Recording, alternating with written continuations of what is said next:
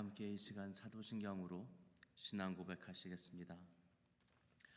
전능하사 천지를 만드신 하나님 아버지를 내가 믿사오며 그 외아들 우리 주 예수 그리스도를 믿사오니 이는 성령으로 잉태하사 동정녀 마리아에게 나시고 본디오 빌라도에게 고난을 받으사 십자가에 못 박혀 죽으시고 장사한 지 사흘 만에 가운데서 다시 살아나시며 하늘에 오르사 전능하신 하나님 우편에 앉아 계시다가 저리로서 산자와 죽은 자를 심판하러 오시리라. 성령을 믿사오며 거룩한 공회와 성도가 서로 교통하는 것과 죄를 사하여 주시는 것과 몸이 다시 사는 것과 영원히 사는 것을 믿사옵나이다. 아멘. 다 함께 찬송가 151장 찬양하시겠습니다.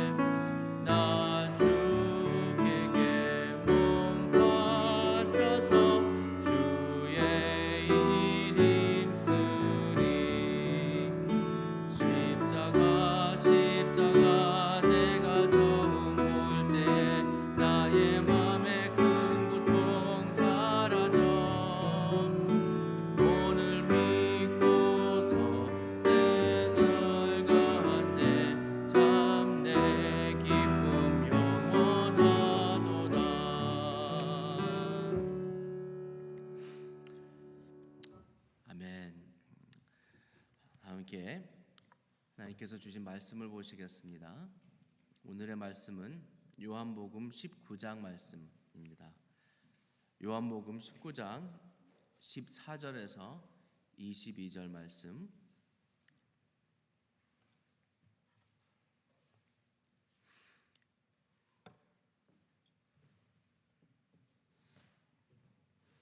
요한복음 19장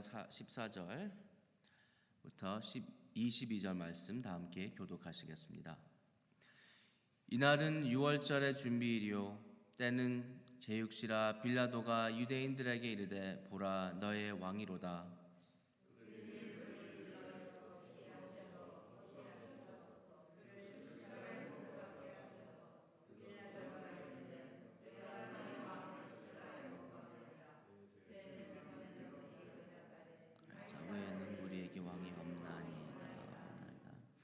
이에 예수를 십자가에 못 박도록 그들에게 넘겨주니라.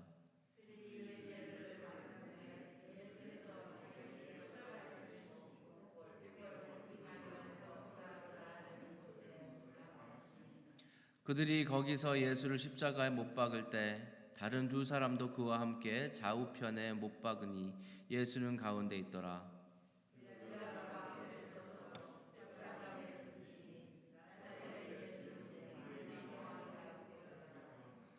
예수께서 못 박히신 곳에 성에서 가까운 고로 많은 유대인이 이 패를 읽는데 히브리와 로마와 헬라 말로 기록되었더라.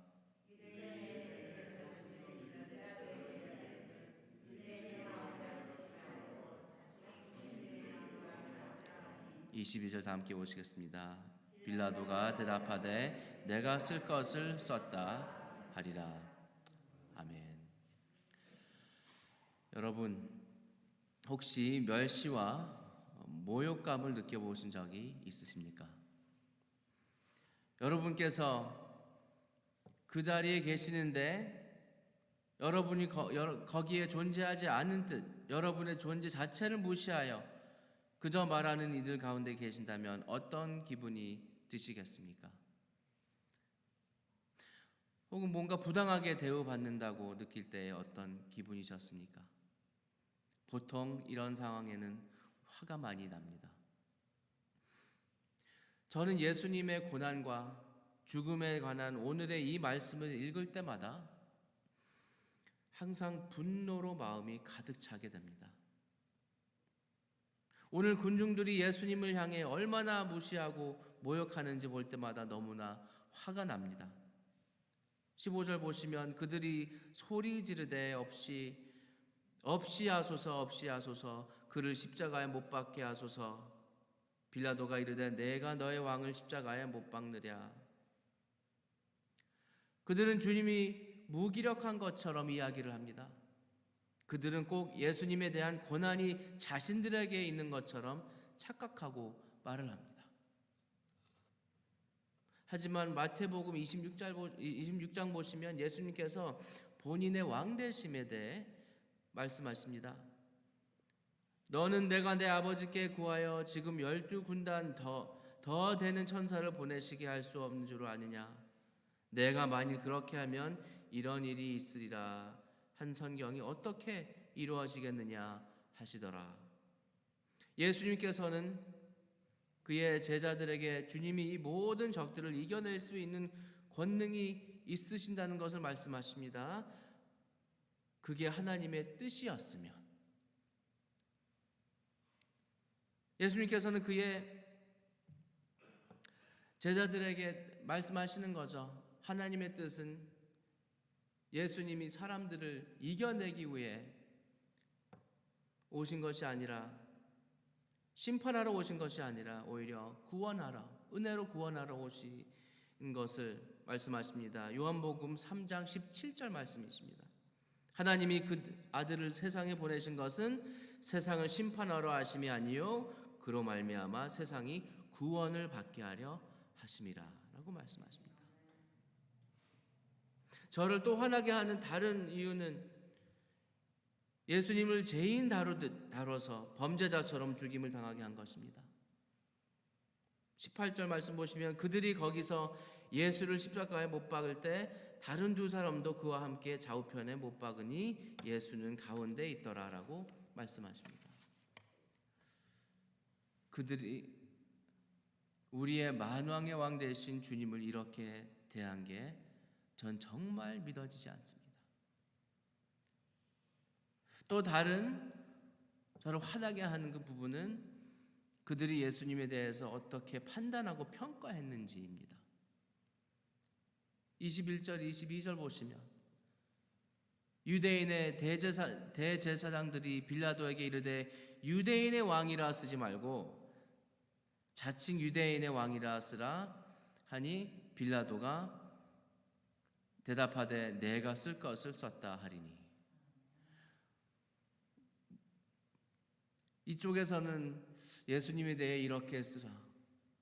또 여기서는 이미 내 마음대로 하겠다. 이미 이렇게 다 된 것이다라고 그렇게 막 예수님에 대해 말하는 사람들이 그렇게 말하는 거 보면은 정말 너무나 화가 나지 않습니까?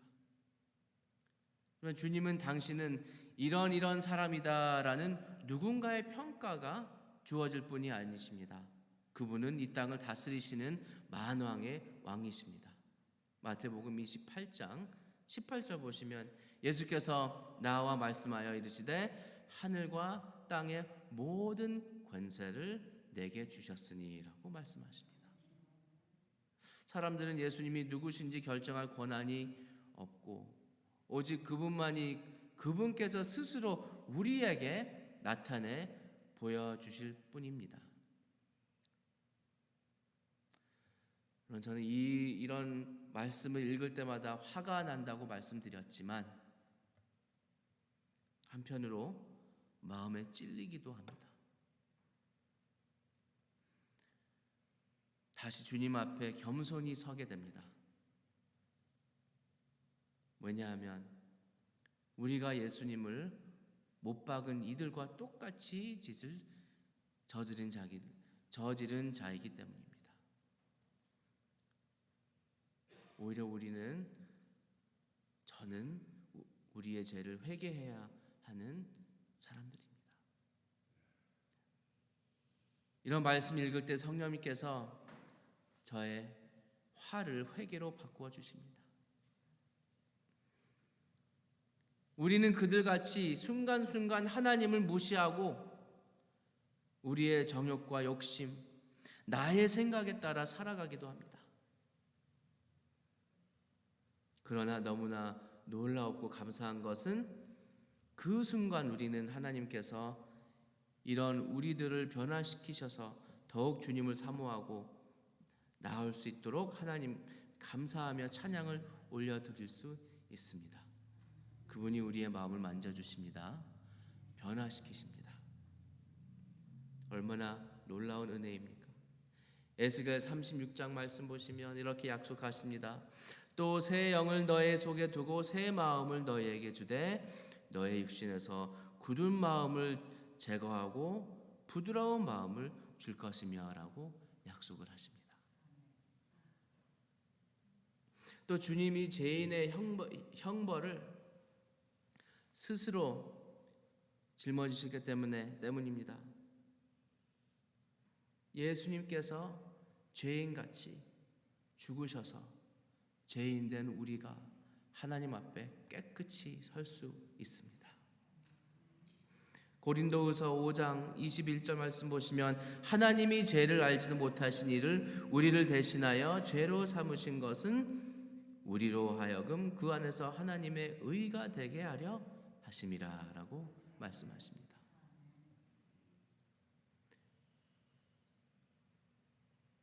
또 아까 화가 났지만 회개하는, 또 주님 앞에 겸손해지는 또 한 이유는 하나님을 하나님으로 우리가 받아들이는 것이 아니라 우리가 원하는 하나님으로 끼워 맞추기 때문입니다. 그러나 주님은 그럼에도 불구하고 우리를 인내하시며 버리지 않으시고 우리를 새롭게 하셔서 그 안에 예수님을 닮아가게 변화시켜 주십니다. 우리 예수님은 참으로 믿음의 주요 또 온전케 하시는 분이십니다. 그것이 제가 고난주간을 사랑하는 이유입니다. 주님의 발자취와 저의 삶을 돌아보며 주님 앞에 이 모든 이 감정들을 가지고 나올 수 있기 때문입니다. 분노로 시작해서 분노에서 회개에서 희망찬 기쁨과 감사로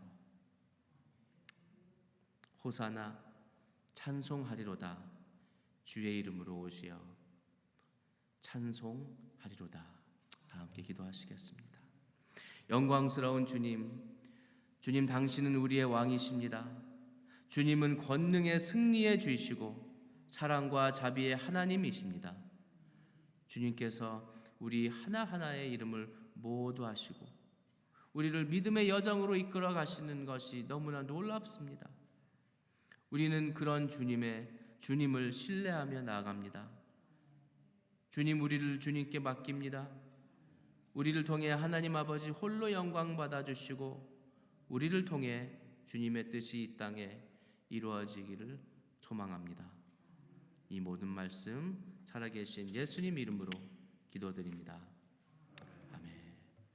하늘에 계신 우리 아버지, 이름이 거룩히 여김을 받으시오.